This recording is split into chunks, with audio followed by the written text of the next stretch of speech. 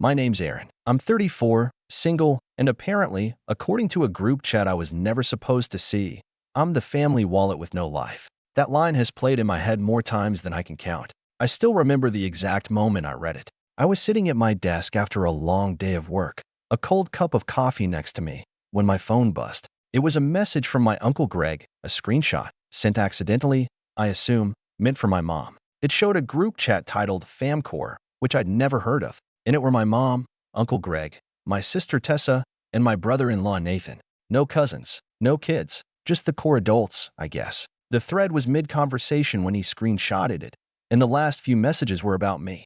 Or rather, about how pathetic I was. Nathan had written, "Has he seriously got nothing going on? Just work, sleep, and Venmo." My sister replied with a laughing emoji and, "He likes feeling needed. Let him be our little sponsor." Then my mother chimed in, and this one cut deeper than I care to admit. He's not doing anything else with his life. At least this way, he contributes. Finally, Uncle Greg added, "Honestly, Aaron's basically the family wallet with no life." I must have stared at that image for a solid 5 minutes. Not moving, not blinking, just feeling the weight of it. These were the people I'd been bending over backward for. The ones I quietly helped behind the scenes. My mom, who hadn't paid full rent in 3 years. My sister, who'd borrowed money at least 6 times for things like car repairs, vet bills, or last-minute weekend getaways. Even Greg, who once called in a favor so his daughter could get a laptop for college, and I'd sent it overnight, no questions asked. They all knew I never made a fuss. I always just said, "Of course," or "Don't worry about it," and went back to work. I've always had a decent job, software development for a mid-size firm. Nothing glamorous, but stable. I'm good at saving, I don't splurge, and I never expected anything in return. I guess I just wanted to feel like I mattered, that I was useful. And for a while, I believed that was enough. But reading that chat flipped a switch. I didn't respond to the screenshot. Didn't ask Greg about it. Didn't message my mom or my sister. I just sat there, feeling the slow, creeping burn of betrayal and embarrassment. Like I'd been the punchline of some long-running joke I never knew I was in on. The next day, I got a text from Tessa. "Hey, can you spot me $300 for this group ski trip thing Nathan planned? We'll pay you back, swear." No apology. No acknowledgement. Just business as usual. And just like that, the betrayal wasn't just emotional, it became procedural. Routine. Expected. I didn't reply. An hour later, Mom texted, "Sweetheart, the landlord's being difficult again. Can you send a little extra this month?" I stared at the screen, feeling a strange calm come over me. Not anger. Not even sadness. Just a dull, sharp awareness, like finally seeing a crack in the foundation that had always been there. I didn't respond to her either. That week, I kept to myself. No replies. No money sent. I needed time to think. To step back and understand how I'd gotten here. Every memory came back to me like a gut punch. My 30th birthday, when no one showed up except my coworker Jenna. Or the time I told Tessa I was thinking about going back to school and she said, "You're too old for that. Just stick to what you're good at. Earning." I remembered one Christmas, 3 years ago, when I gave everyone Amazon gift cards and cute envelopes I'd designed myself. Tessa laughed and said, "Oh, Aaron, ever the practical giver."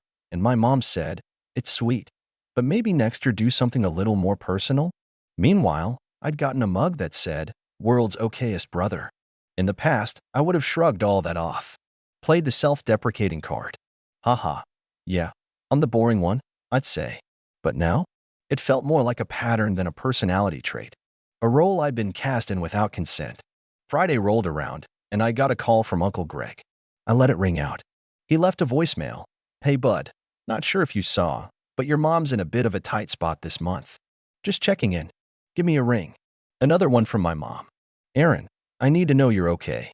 I'm worried. Please text me." It's funny how the silence I gave them, the one I'd always filled with help, reassurance, and money, suddenly made them uncomfortable. Like they didn't know what to do without me patching over the holes. I took the weekend to clean my apartment. Really clean. Not just vacuum and dishes. I went through every drawer, every cabinet, and threw out anything that didn't belong. Things I'd kept out of obligation. Gifts I didn't like but felt guilty discarding. Hand-me-downs from mom. Photos that didn't mean anything anymore.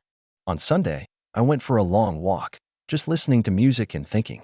It was sunny, brisk, and quiet. And I realized something. I didn't want revenge. Not yet. Anyway, I wanted clarity. A chance to see what would happen if I stopped playing the role they'd assigned me. If I simply stepped off the stage. Monday morning, I sent one message in the family group chat, the one they had included me in. Hey, just wanted to let you all know I won't be covering anyone else's expenses from now on. Please make other arrangements. Tessa replied in under 10 seconds. Wait, what? Is this a joke? Nathan followed with, dude, timing is terrible. The Airbnb for the ski trip is already booked. Mom's message came a minute later. Aaron, are you okay? We can talk about this. What's going on? Greg sent a thumbs up emoji. Then, let me know if you want to talk. I didn't answer. I turned my phone over, walked to the kitchen, and made breakfast. By Thursday, the calls had started. Mom called twice a day, leaving voicemails about misunderstandings and talking it through. Tessa texted me a screenshot of her Venmo balance, $9.73, and wrote, You're really gonna leave us hanging like this? They weren't sorry. They were inconvenienced. I could see it in every message. Not one apology. Not one moment of self-awareness. Just panic that the human ATM was suddenly closed for maintenance. They didn't want me. They wanted what I gave. By the following week, things escalated. Greg texted, I think you're being a little extreme. One group chat joke and now you're punishing everyone. Tessa called me, and when I didn't answer, she left a voicemail that started calm, then went bitter fast. You always act like you're above everyone. Maybe we joke because you make yourself the outsider. You act like money makes you better. I sat in my living room, the lights dim, staring out the window as her words played over the speaker. My heart didn't even race. I just sat there, oddly detached, letting her anger wash over me like lukewarm rain. But something in me had shifted, and they hadn't seen anything yet. That weekend, I got a knock at my door. It was my mother. Not a text. Not a call. She drove over unannounced, 2 towns over, wearing her concerned mom face like it was still Halloween and she hadn't realized the costume stopped being convincing years ago. She had a small paper bag in her hand, banana bread. Her way of saying, I come in peace, as if baked goods could undo years of quiet exploitation. Sweetheart, she said before I even had the door fully open, can we talk? I stepped aside and let her in without a word. The banana bread was placed on my counter like some sort of peace offering on a battlefield. She stood in my kitchen, wringing her hands, eyes darting around the room like she was searching for the right angle to approach from. I'm worried about you, she finally said, and sat down at the table like this was some sort of intervention. I leaned against the counter, arms crossed. Are you okay? She asked. I stayed silent. She sighed. Look, I saw the message you sent. And I get it. I do. Maybe we were a little too comfortable asking for help, but we're family. Families lean on each other. I raised an eyebrow. That what you call it? Aaron. No, really, I cut in. Is that what you call it? Leaning? Because it felt more like sitting on my shoulders while laughing at how small I am. Her mouth tightened, but she didn't deny it. That screenshot Greg sent, it was out of context. I snorted. I read the whole thing, Mom. Tessa laughing. Nathan saying I do nothing but Venmo. You chiming in with how I contribute better this way. Was that also out of context? She faltered. You've always been so independent, honey. You never asked for anything. I thought you liked helping. There it was. The core lie. That just because I never complained, I was happy. That silence equals consent. I liked feeling needed, I said quietly. I didn't like being used. Her face flushed. We never. Yes. You did, I said, sharper now. You used me, Mom. All of you did. And the worst part? You didn't even hide it. You just assumed I'd never walk away because I've always been the reliable one. The background character in your stories who quietly pays the bills while you toast to each other's milestones. She looked down, blinking fast. We didn't mean to hurt you. But you did. Silence. Then, after a long pause, she said, Can we fix this? I don't want to lose you. And I'll admit, for 1 second, I almost softened. Almost. Until she added, Maybe if you just told us how you felt earlier, none of this would have happened. There it was. The pivot. From remorse to blame in under 10 seconds. I'd seen it 100 times growing up. Whenever Dad missed a recital or Greg forgot my birthday, they'd always find a way to make it my fault. You should have reminded us. Why didn't you speak up? We didn't know you cared. I did tell you, I said. 1,000 different ways. Every time I paid and didn't make a scene. Every time I stayed quiet while Tessa called me boring or Nathan joked about me having no friends. Every time I showed up to events no one remembered to invite me to. She looked like she wanted to say something, but couldn't find the words. I walked over, opened the door, and said gently, "I think it's best if we take some space." She didn't fight me. She just stood, nodded stiffly, and walked out. The banana bread stayed on my counter, untouched. That evening, I got an email from Greg. Subject line, "Let's be adults." The message was 4 paragraphs of faux civility sprinkled with passive-aggressive guilt trips. Jim's like, "We're sorry you feel this way, and this family's been through enough." He ended with a simple question. "Are you really going to throw away decades of connection over one bad joke?" I didn't respond. Instead, I pulled out a notebook and wrote down every loan, payment, and transfer I'd made to family over the last 5 years. Rent, utilities, vacations, vet bills, a down payment for Tessa's car. It came out to just under $47,000. I stared at the number for a long time. That night, I couldn't sleep. Not because I was upset, but because I felt something I hadn't felt in years: clarity. The fog of guilt and obligation was lifting. For the first time, I was seeing my family for what they really were, not monsters, no. Just people who learned that love and dependency could be transactional. That as long as I didn't demand better treatment, they didn't have to give it. But that was about to change. The next morning, I contacted my bank and reviewed every automatic payment, every recurring transfer, every quietly drafted monthly gift I'd set up over the years to help out. I canceled them all. My mother's rent? Gone. Tessa's car payment I was co-signing through a silent joint account? Canceled. The credit card Greg's been using just for emergencies? Disabled. I closed the old savings account that I'd nicknamed Family Float, a little pool of cash I'd kept separate from my main finances, used exclusively to smooth over their lives. I transferred every last dollar out of it, renamed the account Me First, and I meant it. You'd think that would be the end of it, that the silence of stopped payments would be enough of a statement. But no, the backlash came quick, loud, and in waves. The first to notice was, unsurprisingly, Tessa. She called me 5 times in the span of 2 hours.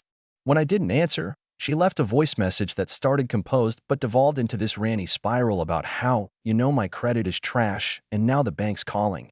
What are you even trying to prove? Her tone didn't carry guilt. It carried disbelief, as if I had committed the betrayal simply by removing myself from a role I never agreed to. Nathan texted shortly after. "So you're punishing Tessa for a mistake someone else made?" Real mature. I didn't reply. Then came Greg. Apparently, that emergency credit card he'd been dipping into wasn't just for emergencies. It had a subscription to a golf club, regular charges at a steakhouse near his office, and get this, 2 payments toward a landscaping service for his lake house. Not even his main home. His second home. The man who once cried to me about not being able to afford tuition for his daughter had been using my money to make sure his hydrangeas looked camera-ready for summer barbecues. When the card declined, he sent a message. "You froze the card." Really? You couldn't have called first? I stared at the message for a long time. They all kept saying the same thing in different ways. You couldn't have warned us. You couldn't have told us. You should have given us a chance. But what they meant was, you should have given us time to find a replacement for you. The one that broke me came from my mom. 2 days after our last in-person talk, she called and left a message I'll never forget. "Sweetheart, I didn't raise you to be cruel. I know you're hurting, and maybe we should have shown our appreciation more. But this isn't the way. This, silent treatment, the money stuff, you're hurting all of us." Tessa's crying, Greg's furious, and I don't know what to do. I need you to be the bigger person, like you always have. She sounded sincere, tired, even fragile. But not once did she say the word sorry. Not once did she say I was wrong. Just, "I need you. Just do what you've always done. Clean up after us, quietly, without resentment." And for the first time in my life, I let her voicemail sit unanswered. It's strange how freeing that silence can feel. Like standing on the edge of a cliff and realizing the fall you were afraid of was just a 2-foot drop all along. The fear of disappointing them, of being labeled selfish or cold, suddenly felt like a script I'd been reading from, a tired play with no applause, just more acts of obligation. So I rewrote the script. I started small. I booked a trip. Just me. No explanations. A 2-week solo trip to a little cabin in Vermont, deep in the woods, with a fireplace, no Wi-Fi, and a view of the lake. I told no one. I packed light, left my phone on airplane mode, and let the sound of wind and birds and wood cracking in the fireplace wash over me like a language I'd forgotten I spoke. It was the first time in over a decade that no one could reach me. No pings, no guilt, no transfers. And for the first 3 days, I kept looking over my shoulder like I was going to get caught. But by day 4, I started to breathe differently. And then I got back. 37 unread texts, 9 voicemails. For missed calls from work, I put in PTO, so that was fine. But the rest? Family. Tessa had apparently posted something vague on Facebook. You think you know someone, and then they let money turn them into a stranger. Greg's wife messaged me on LinkedIn, for crying out loud, asking if I could please make peace with your uncle. It's affecting the whole family dynamic. But the real kicker? Mom sent me an email. Subject: something you deserve to see. Attached was a screenshot of a message thread between her and Tessa. Tessa said, if Aaron won't help, I'm not paying for your rent either. I have my own bills. This is his fault. Mom replied, I understand. I just don't know what to do anymore. Tessa said, he's punishing us. It's manipulative. Honestly, he's always had a superiority complex. Mom replied, maybe we pushed too much. That last message was dated 3 minutes before she emailed me. A seed of doubt crept into my mind. Was this remorse? Was Mom trying to show me that at least she saw it now? That maybe, just maybe, she was starting to understand? And then I read the next part of her email. I'm sorry you felt hurt by what was said. I'm not excusing it. But Aaron, we're still family. Don't let this coldness become who you are. I miss my son. I sat there, staring at that sentence. Still no, I'm sorry I said those things. No, we were wrong to use you. Just, I'm sorry you felt hurt. The kind of apology you give when you're not actually apologizing, just trying to reclaim access to someone you've lost control over. That's when I knew. They hadn't learned anything. They were scrambling, flailing, watching the cracks form in the foundation they'd built on my back, and panicking because I wasn't there with the mortar. And they hadn't seen what I'd planned next. Because I hadn't just called a lawyer to close some accounts. I'd asked him to look into something else. Something that would change everything. I waited another week before making my move. Part of me wanted to let it go. To stay in my peaceful silence, living out the quiet revenge of absence. No explanations, no dramatic exits, just gone. But then I remembered something from years ago. A conversation with my dad, back before he passed. We were sitting on the porch, and he told me something I didn't understand until now. You can walk away from people, son. But if they keep following, sometimes you've got to shut the door for real. Not just close it, bolt it. So I bolted it. That's something else I asked my lawyer to look into. It was the co-signed loans, the accounts in my name, the assets that I had quietly backed for family members because we're just helping each other. Aaron. It turns out, I was legally tied to more than I remembered. Tessa's car? Still partially in my name. Greg's emergency card? Set up with me as the primary because his credit wasn't strong enough. Even my mom's lease renewal for her apartment, I'd signed on as a guarantor the year she lost her job. It wasn't just about money anymore. It was about liability. If one of them defaulted, I was the one the collectors would come after. Still, even after everything. So I made it official. Revoked authorization. Sent certified letters. Paid off balances and closed the cards. Reassigned Tessa's car loan to her name fully, which she'd only be able to keep if she refinanced it. Spoiler, she couldn't. Filed paperwork to remove myself as guarantor on Mom's lease, which gave her 60 days to either find a new co-signer or prove she could pay a loan. And I even filed a small claim against Uncle Greg for the charges he ran up beyond the card's original purpose. Not to win money, I didn't expect a cent, but to put it in the public record. So there'd be a paper trail. It was surgical, clean, legal, unemotional. And when the fallout hit, it hit hard. Tessa called first. Or rather, screamed into the phone. You're ruining my life, Aaron. They're going to repossess my car. I let her talk. Let her vent. I didn't argue, didn't yell back. When she paused to breathe, I simply said, you laughed about me in a group chat. Told people I was a wallet with no life. Maybe now you'll learn to value what you've been given. She hung up, blocked me that night, and I haven't heard from her since. Greg was next. Sent a long, angry email. Claimed I was turning into a petty little man. Told me I should be ashamed. That no real man would air family laundry in court. I forwarded it to my lawyer and ignored the rest. Then came my mom. She didn't yell. She didn't cry. She just showed up again. It was raining this time. She knocked, drenched, banana bread in hand again, like some sad ritual she thought would rewind the clock. I could lose the apartment. Aaron, she said as soon as I opened the door. You know that, right? I nodded. I do. You really won't sign again? I shook my head. I signed the first time because you were in a crisis. You're not anymore. You've had years. She set the banana bread on the counter again, trembling. I don't want to fight with you. I'm not fighting, Mom. I'm done fighting. I just stopped pretending. Her lip quivered. You're my son, and I always will be. But I'm not your safety net. Not your cosigner. Not your scapegoat when things fall apart. We stood there in silence. For a moment, I almost wished she'd scream. Say something cruel. Something I could push back against. But she just looked, defeated. You used to be kind, she said finally, barely above a whisper. I still am, I replied. Just not to people who treat me like an account number. She left without another word. Weeks passed. Then a month. And for the first time in years, my phone stayed quiet. No late-night panic texts. No veiled guilt trips. No sudden emergencies that required a 4-digit transfer. Just peace. I started seeing a therapist. Not because I was broken, but because I wanted to understand why I let it go on so long. We talked about roles, family roles. How I'd been the fixer since I was a kid. The one who smoothed things over, absorbed the chaos, made life easier for everyone else. It was a survival skill. But survival skills, when you don't need them anymore, become cages. So I let myself out. I joined a local running club, met people who didn't know me as the bank, signed up for a pottery class, of all things, started volunteering once a week at an animal shelter. I even began dating someone, Megan, who asked questions and listened when I answered, and never once implied that my worth was tied to my wallet. A few months later, I got a letter, handwritten, from my mom.